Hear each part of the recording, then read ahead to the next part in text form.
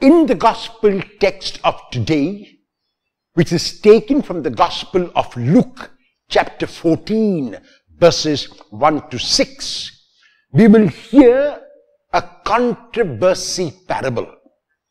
A controversy parable, and interspersed with it, a miracle. The miracle is performed on the Sabbath day, and that is why there is a problem with it. The text tells us that it was a Sabbath day, and Jesus had gone for a meal to the house of one of the leading persons at that time. And he was invited by that person. And even as Jesus is invited, when the focus of any other person would possibly have been on the food and on the other guests, Jesus notices that there is a man who is sick. And the sickness or the ailment is mentioned as dropsy. Dropsy is not really an ailment, it is a symptom, retention, unnecessary or unimaginable retention of fluids in the body, which can lead to disaster. So this person has been identified as a person with dropsy, and Jesus notices the man in this ailment and he heals him immediately. It is the Sabbath day. And those who are looking at him take objection to the fact that he has worked on the Sabbath day.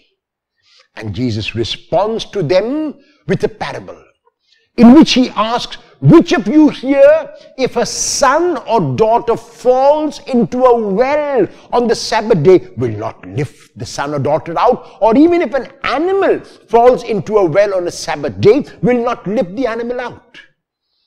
If you would do that, then why can't you understand that this man was suffering with this ailment, and I reached out to him? The complaints were because the rule had become the end. The complaints were because the rule had become God, and it was more important to follow the rule than to love.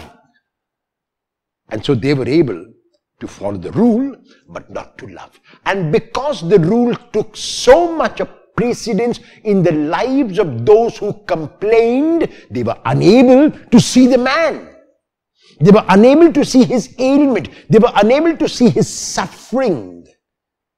But because Jesus always went beyond the rule, and because the focus of Jesus was always a human person, he could see the human person and reach out to him and heal him. Is your focus on the needs of others, or is your focus only on yourself? Will you change your focus to the needs of others today?